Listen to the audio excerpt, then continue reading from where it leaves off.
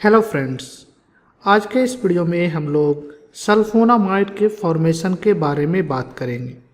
तो जैसा कि आपको याद होगा, पिछले वीडियो में हम लोगों ने कहा था कि अगर आपके पास कोई प्राइमरी या सेकेंडरी एमीन है, उसको रिएक्ट करते हैं एसिड क्लोराइड से, तो आपको एक एमाइड प्रोडक्ट मिलता है।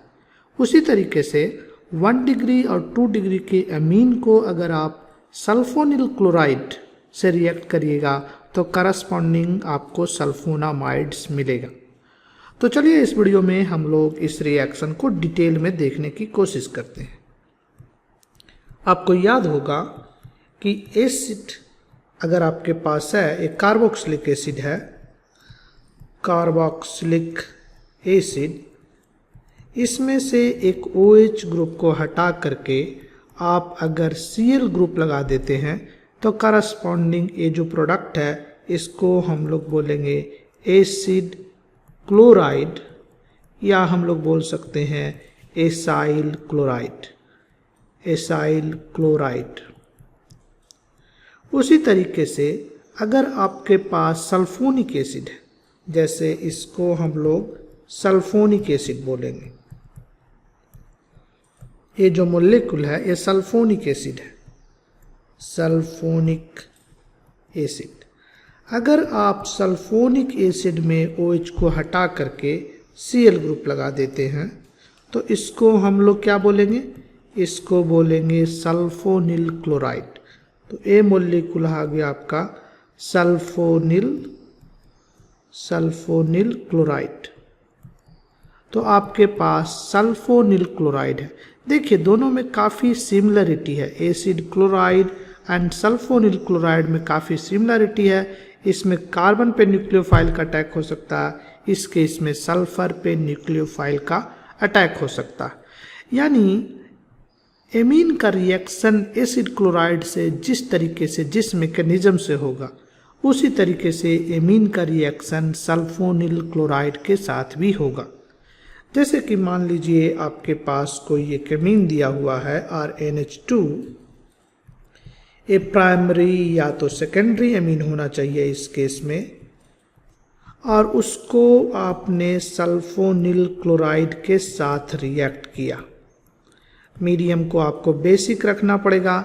लेट अस से कि आपने NaOH के प्रेजेंस में रिएक्शन किया है तो आपको एक सल्फोनामाइड मिलेगा, RS double bond O NH, और यहाँ पे R', इसको अगर आपने R' लिया है तो यहाँ पे अगर R' लिया है तो नाइट्रोजन से जो R लगा हुआ है बेसिकली R' है।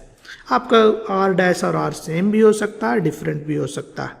एक मॉलिक्यूल यहाँ पे H2O का रिलीज हो जाएगा और Cl- जो है आपका इस रिएक्शन के अंत में एक साइड प्रोडक्ट के रूप में निकलेगा, और Na+ आयन भी इस सॉल्यूशन में होगा, यानी NaCl एक प्रोडक्ट होगा। तो आपको जो सल्फोनामाइड बन रहा है वो ये है। तो इस रिएक्शन का मैकेनिज्म देखते हैं कि आखिर इस रिएक्शन में कैसे चीज़ें हो रही होगी। तो आप बता सकते हैं कि इस रिएक्शन का मैकेनिज्म क्या रहा होगा। ये न्यूक्लियोफिलिक एसाइल सब्स्टिट्यूशन की तरह ही रहा होगा। तो पहला स्टेप में आपका एक न्यूक्लियोफाइल अटैक करेगा। आप बता सकते हैं कि न्यूक्लियोफाइल कौन है। RNH2 नाइट्रोजन के पास लोन पेयर है, अच्छा न्यूक्लियोफाइल है। सल्फर यहाँ पे देखिए, इधर से इलेक्ट्रॉन खींच रहा है, इधर से इलेक्ट्रॉन खींच रहा है, इधर से इलेक्ट्रॉन खींच रहा। कहने का मतलब ये हुआ कि सल्फर के पास काफ़ी इलेक्ट्रॉन की कमी है, यानी सल्फर जो है यहाँ इलेक्ट्रोफिलिक सेंटर की तरह एक्ट करेगा। यानी पहला स्टेप तो बड़ा सिंपल है। आपके पास RNH2 है, यहाँ पे लोन पेयर है, और यहाँ पे आपके पास S डबल बॉन्ड O और इधर Cl लगा हुआ है। इसको आप लोन पेयर को इधर अटैक कर दीजिए, इस बॉन्ड को इधर खोल लीजिए, तो आपको जो प्रोडक्ट मिलेगा वो कुछ इस तरीके का होगा। H नाइट्रोजन पे प्लस चार्ज आ जाएगा, इधर S ऑक्सीजन पे माइनस, एक डबल बॉन्ड O, इधर Cl लगा होगा और यहाँ पे एक R लगा होगा। ये जो इंटरमीडिएट आपका बना कुछ टेट्राहेड्रल इंटरमीडिएट की तरह है, जो कि हम लोगों ने पिछले रिएक्शन में पढ़ा था न्यूक्लियोफिलिक एसाइल सब्स्टिट्यूशन में। तो ये आपके पास एक इंटरमीडिएट फॉर्म होगा। नेक्स्ट स्टेप में आप खुद ही बता सकते हैं कि ऑक्सीजन के पास निगेटिव चार्ज है, वो बेसिकली एक अच्छा लिविंग ग्रुप जो है क्लोरीन, यहाँ पे क्लोरीन देखिए एक अच्छा लिविंग ग्रुप है। तो क्या करेगा, ऑक्सीजन के पास निगेटिव चार्ज है, इसको पुश कर देगा और लिविंग ग्रुप को वो भगा देगा। तो यहाँ से Cl है, यहाँ पे R ग्रुप लगा हुआ, बेसिकली यहाँ पे जो लगा था R डैश लगा था नाइट्रोजन के पास। आप डिपेंड करता आपने क्या लिया है, यहाँ पे R डैश लिया है तो इसको R डैश लिख लीजिए, इससे कोई ज़्यादा फर्क नहीं पड़ता है। यहाँ पे R डैश आपने लिख लिया। अब इसको ये पुश करेगा और इस Cl को भगा देगा। तो आपको इस स्टेप के अंत में जो प्रोडक्ट मिलेगा RNH, R नाइट्रोजन पे प्लस चार्ज है, S double bond O, S double bond O और यहाँ पे R लगा होगा। तो ये आपका दूसरा स्टेप हो गया। एंड फाइनल स्टेप जो तीसरा स्टेप होगा, उसमें जो बेस है इसको डीप्रोटोनेट कर देगा। सिंपल एसिड बेस रिएक्शन है। R dash NH, H plus charge है यहाँ पे S double bond O, S double bond O R। अब आपके पास NaOH अगर बेस के रूप में यूज़ किया है तो OH माइनस यहाँ पे आपके पास है, ये बेसिकली एक हाइड्रोजन ले लेगा, ये बॉन्ड पेयर लोन पेयर में कन्वर्ट हो जाएगा। तो आपको फाइनली जो है ये प्रोडक्ट आपको मिलेगा जो कि एक सल्फोनामाइड है। तो इसको आप यहाँ बॉन्ड लगा लीजिए और नाइट्रोजन के पास एक लोन पेयर आ गया। यही जो प्रोडक्ट आपका है वो है सल्फोनामाइड।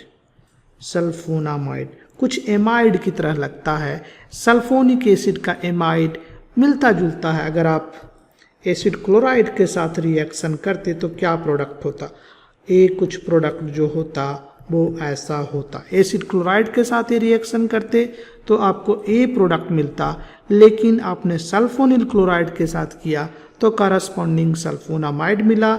एसिड क्लोराइड के साथ करते तो आपको जो प्रोडक्ट मिलता वो एक एमाइड होता। तो कहने का मतलब ये हुआ कि अगर आपके पास प्राइमरी या सेकेंडरी एमीन है तो आप उसको सल्फोनिल क्लोराइड से रिएक्ट करके सल्फोनामाइड बना सकते हैं।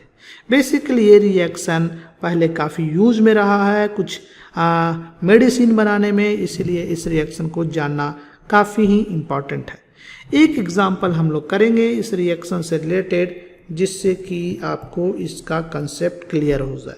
जैसे कि मान लीजिए आपको एक एनिलीन मॉलिक्यूल दिया हुआ है और आपसे कहा जा रहा है एनिलीन से आप इस मॉलिक्यूल में कन्वर्ट कीजिए, यानी आप इस मॉलिक्यूल को प्रिपेयर करिए यूजिंग एनिलीन, और जो भी आपको चाहिए सल्फोनिल क्लोराइड या कुछ अमोनिया वगैरह या कुछ भी चाहिए आप यूज़ कर सकते हैं, बट आप एनिलीन को यूज़ करके आप इसको प्रिपेयर करिए।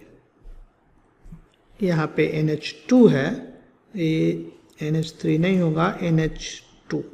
इसको हम लोग सल्फा नीलामाइड भी बोलते हैं। ये मॉलिक्यूल जो है sulpha नीलामाइड।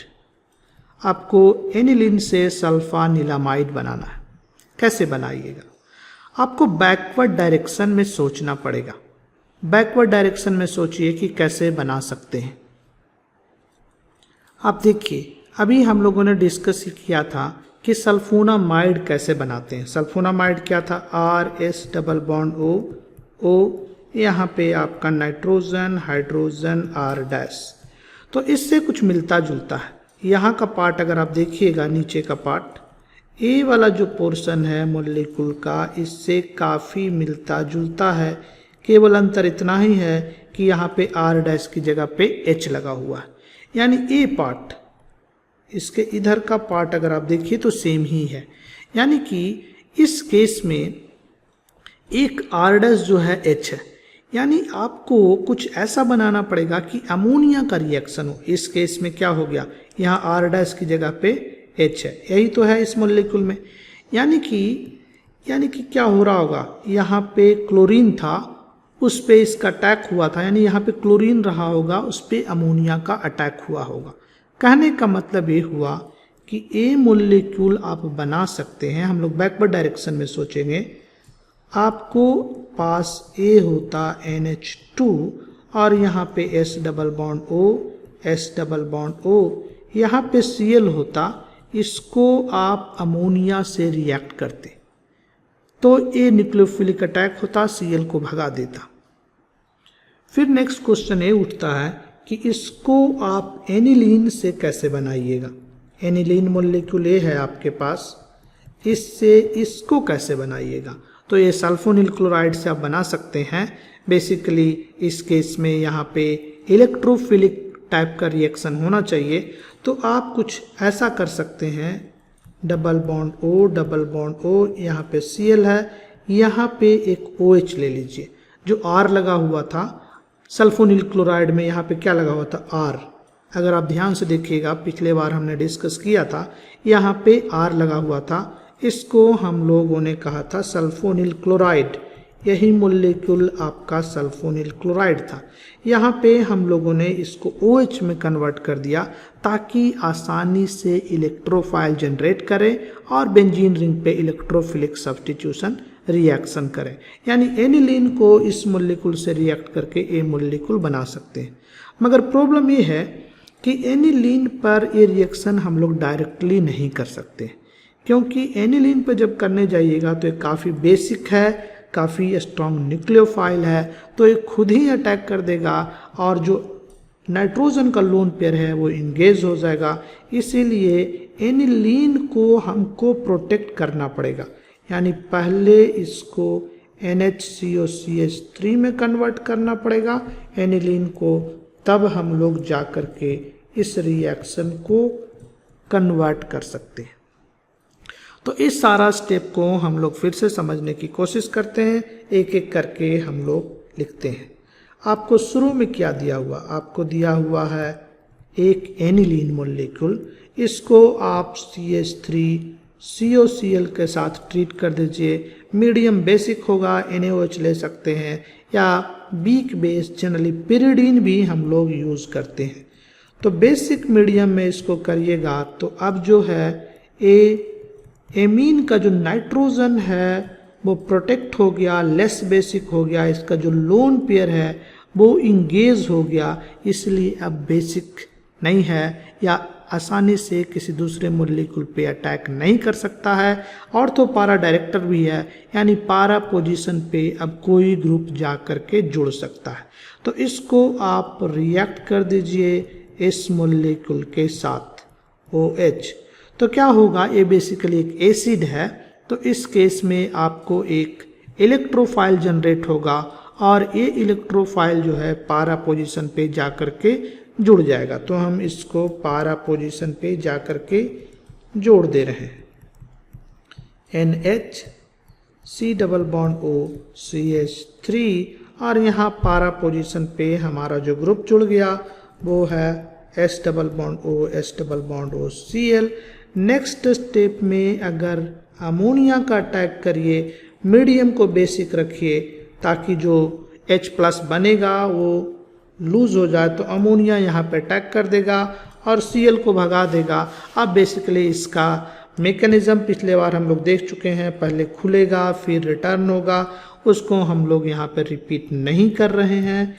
NH C double bond O CH3 और ए मोलिक्यूल आपका जो है इस केस में कुछ ऐसा कन्वर्ट हो जाएगा।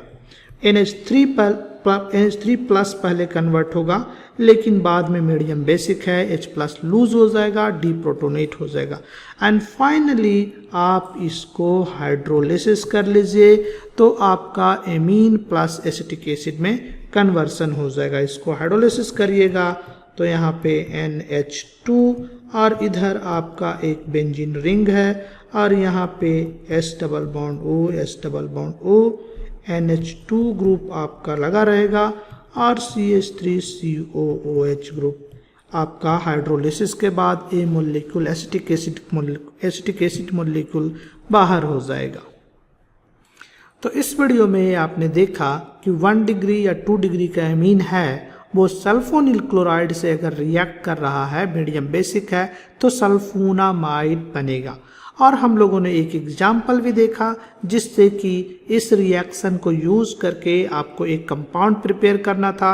आपको ध्यान ये रखना था इस केस में कि अमोनिया का अटैक करना पड़ेगा, और दूसरा जो है आपको मीडियम बेसिक रखना है, और एक फाइनली जो एमीन ग्रुप है, एनिलीन का जो एमीन ग्रुप है, उसको प्रोटेक्ट करना है। इसलिए आपको पहले CH3COCl से रिएक्ट करना पड़ेगा और उसको लास्ट स्टेप में हाइड्रोलाइज करना पड़ेगा। तो हम आशा करते हैं कि आपको सल्फोनामाइड के बारे में कुछ बातें पता चली होगी इस वीडियो के अंत में, और अगले आने वाले वीडियो में हम लोग एमीन्स के कुछ और पहलू के बारे में बात करेंगे। इस वीडियो को इतना ही रखते हैं, फिर मिलते हैं एक नए वीडियो में। तब तक के लिए bye, take care, thank you.